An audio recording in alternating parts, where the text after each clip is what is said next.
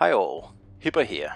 Now this video here is the 10 best things about World of Warships Legends in my opinion. And we'll just start out with the first one here. So my number 10 is actually the developer, which is Wargaming, of course. And I know sometimes the community gives them a hard time, but really I think we are lucky to have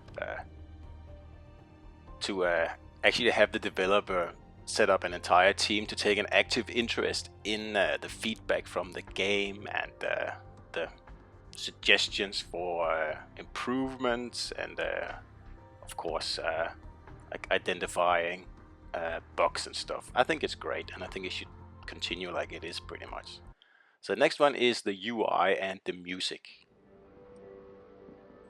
So first of all, I just want to mention that I think the music in this game is really good. Especially in the menus like here, and it changes with the port and stuff like that. I really enjoy it. And then of course the user interface in general is just very sleek and intuitive, and well, in general it just looks great. It looks even better than PC, actually a lot better than PC, I think. And it's self-explanatory, and it's really not that hard to figure out. There are a few things that could be improved, but there's already been like a heap of improvements over the last 2 years, so it's very refined now, and I'm very happy with it. So number 8 is what brings most people back, which is the grind, like embedded in the game itself, and it comes in many shapes and forms, like grinding out the campaigns or the weekly trials or the bureau, or it could also be commander resources, XP, global XP. There's like an endless amount, and now we also have steel, of course. Or it could also just be as simple as grinding out the basic tech tree for a nation. There are plenty of things to do, and it will never stop. Another thing that doesn't seem to stop is the continuing support from the development team, and of course our well, almost monthly updates and patch notes are always a highlight, and there's no stopping in finding and fixing bugs and implementing improvements into the game. Sure, sometimes things take a little bit longer than most people would like. For example, clans are still something that's taken a little bit too long in my opinion, and the same with improved stats. But other than that, the support is great for this game, and I hope it continues for at least a few more years.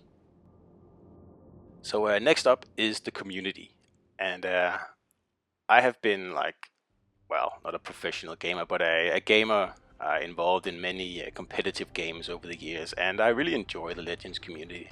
It's not toxic at all, I think. Of course, there are a few rotten eggs here and there, but that's it. Nothing compared to, for example, Battlefield or Call of Duty or anything like that. And there's a Facebook group for pretty much anyone, or a Discord group or anything like that.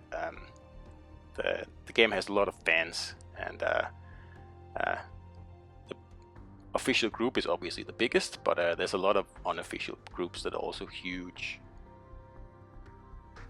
Another nice thing in the community are the actual community contributors. There are a bunch of them, and they all have their special place in the game, and they all do their special stuff. And obviously, they are very entertaining to watch. So I recommend that you do that. Then we have the more impressive fan projects, like the wowsbuilds.com site. This is just an example I pulled out, which is one of the more impressive projects, and it really is a pretty much a Wikipedia over the game, including commander builds and ship builds. And if you don't know how to set up a ship for a particular purpose, I can thoroughly recommend visiting this site here and getting some inspiration. And this site has also evolved immensely over the last year. It's very good now, and it's pretty much a Wikipedia, like I said, so give it a visit for sure. So multiplayer or division play is obviously a big part of this game, and I would love for it to be a little bit more advanced than it is, like including clans, for example, but it's still good. And of course you can hook up with your friends and play with them as much as you want in a division of 2 or 3 players. And you can even hook up with noobs who have a duck symbol here, like this weird guy here. Or you can go looking for a division, and yeah, it looks like Trump is looking for a division here today, but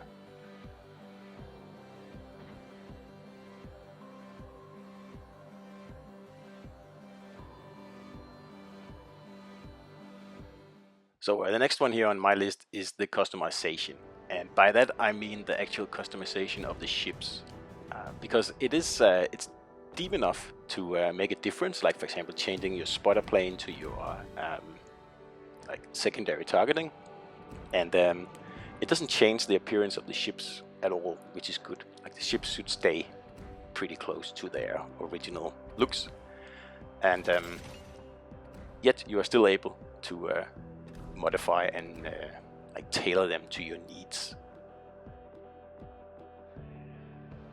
So moving on from upgrades, there's also the camouflage system, where it was improved a while ago, so you can actually create your own permanent camouflages now, which is great. Actually very, very good, because I thought Wargaming was going to go with a system where you bought every single camouflage if you wanted a permanent one, but they didn't, and I'm actually very surprised about that. Also, the flag system is cool. I wish the flags were a little bit bigger on the ships though, but other than that, it's another way to personalize your ship. Okay, moving on to number 3 here, which is the commander system. And this is probably the most important part of this game here, and it's just so polished, and it's such a great idea. The way every commander has personal perks, including a base perk. And that base perk you can utilize on other commanders by using the original commander as an inspiration. It just creates so many different ways to mix and match commanders that it pretty much ensures that you'll never go up against another player who has the exact same build as you do. Of course, in some cases, yes, but in general terms, it's very unlikely to happen. And of course, it creates a lot of opportunity for experimentation and trying out different builds, and just having a very good time in this game here. And the more commanders that are added to this game, the more interesting it'll be, basically. So that's why I welcome every commander we get to this game, because in the end, it is a new build, it is a new opportunity, and it is a new potential playstyle. So yeah, this commander system is fantastic, and it's much better than the PC version. By far. It's so much deeper, and yes, it takes a lot of grinding to get to where you want, but that's part of the game.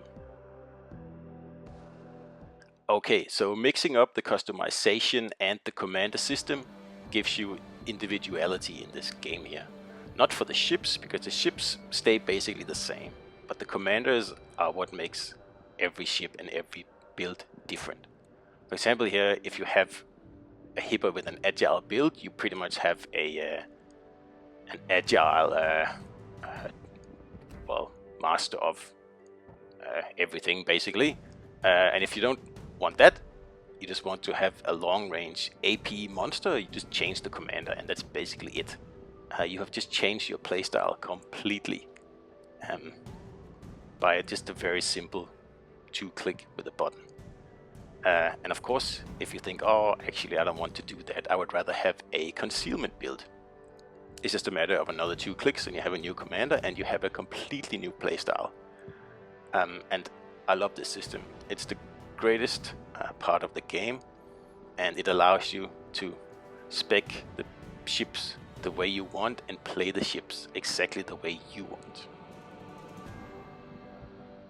So in the end, all these things come together to give us a World War II warship game that is deceptively deep. this is a game that's very easy to pick up and like figure out your favorite class. Like, are you a cruiser guy? Are you a battleship guy? Or are you a destroyer guy?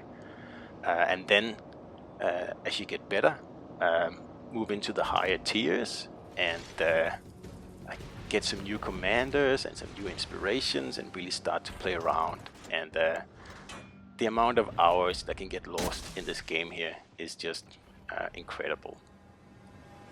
Engine boost activated. With every ship added and every insignia grinded and every update implemented, like the depth of this game just increases. And I can only speculate where we'll be in another 2 years if the game continues the way it is. And I'm pretty sure it's going to be a very, very good spot. So these were pretty much my top 10 things about World of Warships Legends. So let me know what you think in the comments, and I'll see you out there.